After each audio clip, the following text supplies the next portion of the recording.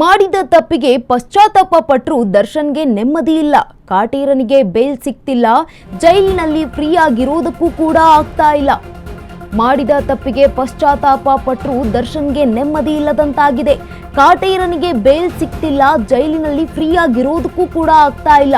ದರ್ಶನ್ಗೆ ಜೈಲಿನಲ್ಲಿ ಕೊಟ್ಟ ಸೌಲಭ್ಯ ಬಿಚ್ಚಿಟ್ಟ ಜೈಲು ಸಿಬ್ಬಂದಿ. ಸುಪ್ರೀಂ ಕೋರ್ಟ್ಗೆ ಕೊಟ್ಟ ವರದಿ ಭದ್ರತೆ ಬಗ್ಗೆ ಉಲ್ಲೇಖ ಮಾಡಲಾಗಿದೆ. ಕೊಲೆ ಆರೋಪಿ ದಾಸನಿಗೆ ಜೈಲಿನಲ್ಲಿರುವ ಭದ್ರತೆ ಹೇಗಿದೆ ಗೊತ್ತಾ? ಜೈಲಿನಲ್ಲಿ ದರ್ಶನ್ಗಿದೆ ಕಾಕಿ ಭದ್ರತೆ ಕೋಟೆ.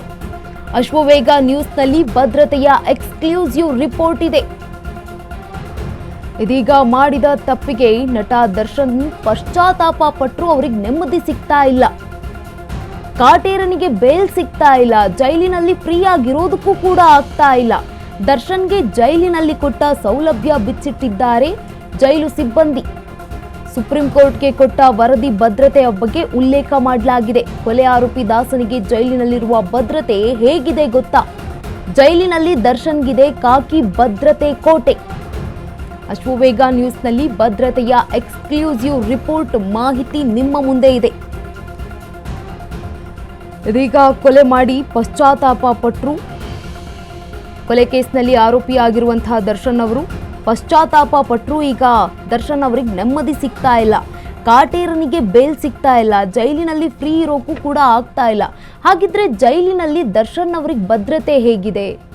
ಏನೆಲ್ಲ ವರದಿಯನ್ನ ಸಲ್ಲಿಕೆ ಮಾಡಿದ್ದಾರೆ ಪರಪ್ಪನ ಅಗ್ರಹಾರದ ಜೈಲಧಿಕಾರಿಗಳು ಸುಪ್ರೀಂ ಕೋರ್ಟ್ಗೆ ಅಂತ ಒಂದೊಂದಾಗಿ ಗಮನಿಸ್ತಾ ಹೋಗೋದಾದ್ರೆ, ಹಗಲಿನಲ್ಲಿ ದರ್ಶನ್ ಭದ್ರತೆಗೆ ಒಂದು ಅಸಿಸ್ಟೆಂಟ್ ಜೈಲರ್ ಹಾಗೆ ಓರ್ವ ವಾರ್ಡನರ್ ಕೂಡ ಇರ್ತಾರೆ ಬೆಳಗ್ಗೆಯ ಟೈಮ್ನಲ್ಲಿ.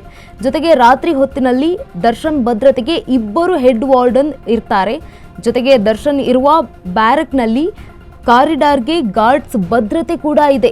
ದರ್ಶನ್ ಬ್ಯಾರಕ್ಗೆ 24 ಗಂಟೆ ಸಿಸಿಟಿವಿ ಭದ್ರತೆಯನ್ನ ನೀಡಲಾಗಿದೆ.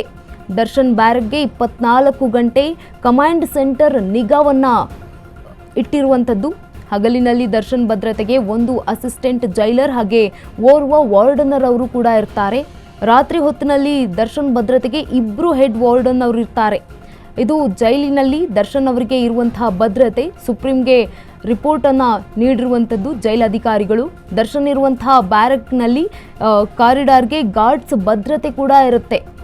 ಬ್ಯಾಕರ್ಗೆ 24 ಗಂಟೆ ಸಿಸಿಟಿವಿ ಭದ್ರತೆ ಇರುತ್ತೆ. 24 ಗಂಟೆ ಕೂಡ ಸಿಸಿಟಿವಿಯ ಕಣ್ಗಾವಲಿನಲ್ಲಿರ್ತಾರೆ ಆರೋಪಿ ದರ್ಶನ್ ಅವರು. ದರ್ಶನ್ ಬ್ಯಾರಕ್ಗೆ 24 ಗಂಟೆ ಕಮಾಂಡ್ ಸೆಂಟರ್ ನಿಗಾವನ್ನ ವಹಿಸಿರುತ್ತೆ. ಇದೀಗ ದರ್ಶನ್ಗೆ ಹೆಚ್ಚಿನ ಭದ್ರತೆಯನ್ನ ನೀಡಿರುವಂಥದ್ದು. ಈ ಒಂದು ರಿಪೋರ್ಟ್ ಅನ್ನ ಸಲ್ಲಿಕೆ ಮಾಡಿದೆ ಸುಪ್ರೀಂ ಕೋರ್ಟ್ಗೆ. ಮಾಡಿದ ತಪ್ಪಿಗೆ ಪಶ್ಚಾತ್ತಾಪ ಪಟ್ಟರು ದರ್ಶನ್ ಅವರಿಗೆ ನೆಮ್ಮದಿ ಸಿಗ್ತಾ ಇಲ್ಲ, ಬೇಲ್ ಸಿಗ್ತಿಲ್ಲ, ಜೈಲಿನಲ್ಲಿ ಫ್ರೀ ಆಗಿರೋಕ್ಕಾಗ್ತಾ ಇಲ್ಲ. ಜೈಲಿನಲ್ಲಿ ಕೊಟ್ಟಿರುವಂತಹ ಸೌಲಭ್ಯವನ್ನ ಮಾಹಿತಿಯನ್ನ ಈಗ ಸುಪ್ರೀಂ ಕೋರ್ಟ್ಗೆ ನೀಡಿರುವಂಥದ್ದು ಜೈಲಧಿಕಾರಿಗಳು. ಹಗಲಿನಲ್ಲಿ ದರ್ಶನ್ ಭದ್ರತೆಗೆ ಒಂದು ಅಸಿಸ್ಟೆಂಟ್ ಜೈಲರ್ ಹಾಗೆ ಓರ್ವ ವಾರ್ಡನರ್ ಕೂಡ ಇರ್ತಾರೆ. ರಾತ್ರಿ ಹೊತ್ತಿನಲ್ಲಿ ದರ್ಶನ್ ಅವರ ಭದ್ರತೆಗೆ ಇಬ್ಬರು ಹೆಡ್ ವಾರ್ಡನರ್ ಇರ್ತಾರೆ, ವಾರ್ಡನ್ಸ್ಗಳು ಇರ್ತಾರೆ. ರಾತ್ರಿ ಹೊತ್ತಿನಲ್ಲಿ ಇಬ್ಬರು ಹೆಡ್ ವಾರ್ಡನ್ ಇರ್ತಾರೆ. ಜೊತೆಗೆ ದರ್ಶನ್ ಇರುವಂತಹ ಬ್ಯಾರಕ್ನಲ್ಲಿ ಕಾರಿಡಾರ್ಗೆ ಗಾರ್ಡ್ಸ್ಗಳ ಭದ್ರತೆ ಹೆಚ್ಚಾಗಿ ನಿಯೋಜನೆಯನ್ನ ಮಾಡಲಾಗಿದೆ. ಜೊತೆಗೆ 24 ಗಂಟೆ ಕೂಡ ಸಿಸಿಟಿವಿ ಅಳವಡಿಕೆ ಇದೆ, ಸಿಸಿಟಿವಿ ಭದ್ರತೆಯನ್ನ ಕೂಡ ಇರುವಂಥದ್ದು. ಜೊತೆಗೆ ಕಮಾಂಡ್ ಸೆಂಟರ್ ನಿಗಾವನ್ನ ವಹಿಸಿರುತ್ತೆ. ದರ್ಶನ್ ಇರುವಂತಹ ಬ್ಯಾರಕ್ನಲ್ಲಿ ಕಮಾಂಡರ್ ಅವರು ನಿಗಾವನ್ನ ಇಟ್ಟಿರ್ತಾರೆ.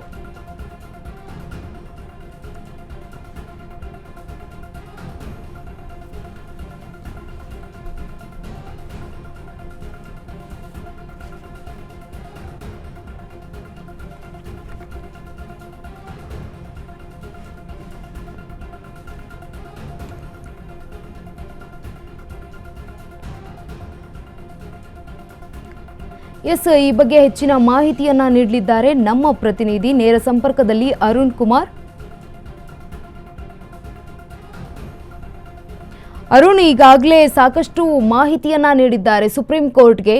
ಏನೆಲ್ಲ ಮಾಹಿತಿಯನ್ನ ನೀಡಿದೆ ಈ ಒಂದು ಜೈಲಧಿಕಾರಿಗಳು ದರ್ಶನ್ ಅವರಿಗೆ ನೀಡಿರುವಂತ?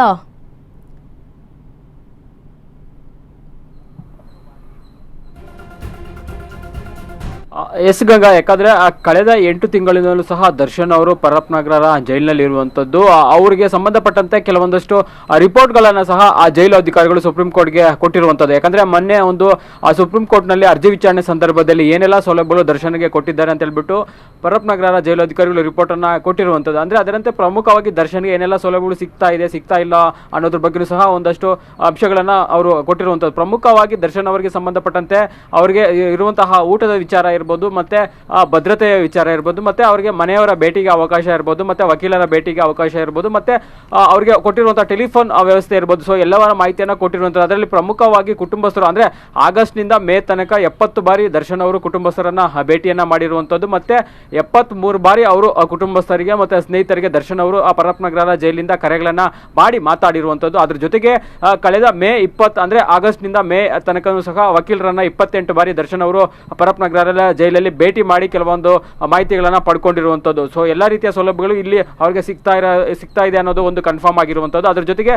ಊಟದ ವಿಚಾರಕ್ಕೆ ಬಂದ್ರೆ ಒಂದು ವಾರದಲ್ಲಿ 3 ದಿನ ನಾನ್ ವೆಜ್ ಊಟವನ್ನು ಕೊಡ್ತಾ ಇರುವಂತದ್ದು. ಮತ್ತೆ ಮೊಟ್ಟೆ ಇರ್ಬೋದು, ಮತ್ತೆ ಹಾಲು, ಬ್ರೆಡ್ ಎಲ್ಲವೂ ಸಹ ಅವ್ರಿಗೆ ಸಿಗ್ತಾ ಇರುವಂಥದ್ದು. ಅದೊಂದು ಜೊತೆಗೆ ಅವರ ಭದ್ರತೆಗೆ ಏನು ಬೆಳಗಿನ ಜಾವವನ್ನು ಭದ್ರತೆಗೆ ಏನು ಓರ್ವ ಅಸಿಸ್ಟೆಂಟ್ ಜೈಲರ್ ಇರ್ತಾರೆ, ಮತ್ತೆ ಓರ್ವ ಹೆಡ್ ವಾರ್ಡನ್ ಇರ್ತಾರೆ, ಮತ್ತೆ ಆ ರಾತ್ರಿ ವೇಳೆನೂ ಸಹ ಇಬ್ಬರು ಏನು ಹೆಡ್ ವಾರ್ಡರ್ಗಳನ್ನ ಭದ್ರತೆಗೆ ನಿಯೋಜನೆ ಮಾಡಿರುವಂಥದ್ದು. ಮತ್ತೆ ಅದರ ಜೊತೆಗೆ ಏನಂದ್ರೆ ದರ್ಶನ್ ಅವರ ಬೆರೆಗೆ ಸುತ್ತಮುತ್ತ ಯಾರೂ ಸಹ ಬೇರೆ ಕೈದಿಗಳು ಬರಬಾರ್ದು ಅಂತ ಹೇಳ್ಬಿಟ್ಟು ಭದ್ರತೆಯನ್ನ ಮಾಡಿರುವಂಥದ್ದು. ಮತ್ತೆ ಅದ್ರ ಜೊತೆಗೆ CCTV ಕಣ್ಗಾವಲು ಇರುತ್ತೆ. ಯಾಕಂದ್ರೆ ದರ್ಶನ್ ಇರುವಂತಹ ಒಂದು ಬ್ಯಾರಕ್ ಇರ್ಬೋದು, ಮತ್ತೆ ಅವರ ಕಾರಿಡಾರ್ ಇರ್ಬೋದು, ಎಲ್ಲವೂ ಕಡೆ ಸಹ CCTVಗಳನ್ನ ಅಳವಡಿಕೆ ಮಾಡಿರುವಂಥದ್ದು. ಮತ್ತೆ ಆ ಒಂದು CCTVಗಳ ನಿಗಾವನ್ನ ಡೈರೆಕ್ಟ್ ಏನು ಕಾರಾಗೃಹ ಇಲಾಖೆಯ ಮುಖ್ಯಸ್ಥರು ಇರ್ತಾರೆ, ಅವರು ಕಮಾಂಡ್ ಸೆಂಟರ್ ಇಂದ ನಿಗಾ ವಹಿಸ್ತಾರೆ ಇರ್ತಾರೆ. ಇದು ಪ್ರತಿ 24 ಗಂಟೆನೂ ಸಹ ಒಂದು ರೆಕಾರ್ಡಿಂಗ್ ಇರುತ್ತೆ. ಯಾವ ಸಂದರ್ಭದಲ್ಲೂ ಸಹ ಇದು ಆಫ್ ಆಗೋದಕ್ಕೆ ಸಾಧ್ಯ ಇರೋದಿಲ್ಲ. ಸೊ ಇದು ಭದ್ರತೆ ವ್ಯವಸ್ಥೆ ಇರುತ್ತೆ. ಮತ್ತೆ ಅವರಿಗೆ ಕೆಲವೊಂದಷ್ಟು ಸೌಲಭ್ಯಗಳನ್ನ ಕೊಟ್ಟಿರುವಂತದ್ದು. ಅಂದ್ರೆ ದರ್ಶನ್ ಅವರಿಗೆ ದಿನಪತ್ರಿಕೆ ಇರ್ಬೋದು, ಮತ್ತೆ ಕ್ಯಾರಂ ಬೋರ್ಡ್ ಇರ್ಬೋದು, ಮತ್ತೆ ಮಾಸಪತ್ರಿಕೆ ಇರ್ಬೋದು, ಮತ್ತೆ ಮ್ಯಾಗಝಿನ್ ಇರ್ಬೋದು, ಮತ್ತೆ ಬೇರೆ ಬೇರೆ ಸವಲತ್ತುಗಳನ್ನು ಸಹ ಕೊಟ್ಟಿರುವಂತದ್ದು. ಅದ್ರ ಜೊತೆಗೆ ಬೆಳಗ್ಗೆ 7:30 8:00 ತನಕ ಅವರಿಗೆ ಹೊರಗಡೆ ವಾಕಿಂಗ್ ಮಾಡೋಕ್ಕೆ ಅವಕಾಶ ಕೊಟ್ಟಿರುವಂಥದ್ದು. ಅದ್ರ ಜೊತೆಗೆ ಮಧ್ಯಾಹ್ನ 3ರಿಂದ ಏನೋ 6 ಗಂಟೆ ಸಂಜೆ 6 ಗಂಟೆ ತನಕ ಸಹ ವಾಕಿಂಗ್ಗೆ ಅವಕಾಶವನ್ನು ಕೊಟ್ಟಿರುವಂಥದ್ದು. ಸೊ ಎಲ್ಲ ರೀತಿಯ ಸೌಲಭ್ಯಗಳನ್ನು ದರ್ಶನ್ ಅವರಿಗೆ ಏನು ಕೊಟ್ಟಿರೋದಾಗಿ ಸುಪ್ರೀಂ ಕೋರ್ಟ್ಗೆ ಒಂದು ಜೈಲಾಧಿಕಾರಿಗಳು ಒಂದು ವರದಿಯನ್ನು ಕೊಟ್ಟಿರುವಂಥದ್ದು. ಆ ಹಿನ್ನೆಲೆಯಲ್ಲಿ ನೋಡೋದಾದ್ರೆ ದರ್ಶನ್ ಅವರಿಗೆ ಜೈಲಲ್ಲಿ ಎಲ್ಲ ರೀತಿಯ ಸೌಲಭ್ಯಗಳು ಅಂದ್ರೆ ಸಾಮಾನ್ಯ ಕೈದಿಗೆ ಏನು ಜೈಲಿನ ಮ್ಯಾನ್ಯುವಲ್ ಪ್ರಕಾರ ಏನೆಲ್ಲ ಸೌಲಭ್ಯಗಳು ಸಿಗಬೇಕು ಆ ಒಂದು ಸೌಲಭ್ಯಗಳು ಸಿಗ್ತಾ ಇರುವಂಥದ್ದು ಈಗ ಗೊತ್ತಾಗಿರುವಂಥದ್ದು. ಕೆಲವೊಂದೊಂದು ಸಂದರ್ಭದಲ್ಲಿ ದರ್ಶನ್ ಅವರು ನನಗೆ ಏನು ಸೌಲಭ್ಯಗಳು ಕೊಡ್ತಾ ಇಲ್ಲ, ಕಂಬಳಿ ಕೊಡ್ತಾ ಇಲ್ಲ, ಮತ್ತೆ ಟಿವಿ ಕೊಡ್ತಾ ಇಲ್ಲ ಅಂತೆಲ್ಲ ಸಹ ಕೋರ್ಟ್ಗೆ ಹೋಗಿದ್ರು. ಆ ಒಂದು ಕೆಲವೊಂದಷ್ಟು ಸೌಲಭ್ಯಗಳನ್ನು ಅವರು ಕೋರ್ಟ್ನಿಂದ ಪಡ್ಕೊಂಡಿದ್ರು. ಮತ್ತೆ ಕೆಲವೊಂದಷ್ಟು ಸೌಲಭ್ಯಗಳನ್ನ ಸಾಮಾನ್ಯ ಕೈದಿಗಳಿಗೆ ಏನೆಲ್ಲ ಸೌಲಭ್ಯಗಳು ಕೊಡಬೇಕು ಆ ಒಂದು ಸೌಲಭ್ಯಗಳನ್ನ ಜೈಲು ಅಧಿಕಾರಿಗಳು ಕೊಟ್ಟಿರೋದಾಗಿ ಇದೀಗ ಸುಪ್ರೀಂ ಕೋರ್ಟ್ಗೆ ಒಂದು ಮಾಹಿತಿಯನ್ನು ಕೊಟ್ಟಿರುವಂಥದ್ದು, ರಿಪೋರ್ಟ್ ಕೊಟ್ಟಿರುವಂಥದ್ದು. ಆ ಒಂದು ರಿಪೋರ್ಟ್ ಅನ್ನ ಸುಪ್ರೀಂ ಕೋರ್ಟ್ ಸಹ ಈಗ ಒಂದು ಸ್ವೀಕಾರ ಮಾಡ್ಕೊಂಡಿರುವಂಥದ್ದು. ಆ ಒಂದು ರಿಪೋರ್ಟ್ ಬೇಸಿಸ್ ಮೇಲೆ ಅವರು ಒಂದು ಈ ರೀತಿಯ ಒಂದು ಆದೇಶವನ್ನು ಮಾಡಿರುವುದು. ಯಾಕಂದ್ರೆ ದರ್ಶನ್ ಅವರಿಗೆ ಯಾವುದೇ ರೀತಿಯಾದ ಸೌಲಭ್ಯಗಳ ಕೊರತೆ ಇಲ್ಲ, ಯಾವುದೇ ರೀತಿಯ ಸೌಲಭ್ಯಗಳಿಂದ ವಂಚಿತರಾಗಿಲ್ಲ. ಹಾಗಾಗಿನೇ ಒಂದು ತಿಂಗಳು ಅಂದ್ರೆ 1 ವರ್ಷಗಳ ಕಾಲ ಟ್ರಯಲ್ ಬೇಗ ಮುಗಿಸಿ ಅಂತ ಸೂಚನೆಯನ್ನ ಕೊಟ್ಟಿರುವಂತದ್ದು. 1 ವರ್ಷಗಳ ಕಾಲ ಟ್ರಯಲ್ ಮುಗಿಸಿಲ್ಲ ಅಂತ ಏನಾದ್ರು ಆದ್ರೆ ಅವರಿಗೆ ಮತ್ತೆ ಜಾಮೀನು ಅರ್ಜಿಯನ್ನು ಸಲ್ಲಿಸಿಕೊಂಡು ಹೊರಗಡೆ ಬರೋಕೆ ಅವಕಾಶ ಇರುವಂತದ್ದು. ಗಂಗಾ, ಎಸ್ ಧನ್ಯವಾದ ಅರುಣ್ ತಮ್ಮೆಲ್ಲ ಮಾಹಿತಿಗಾಗಿ.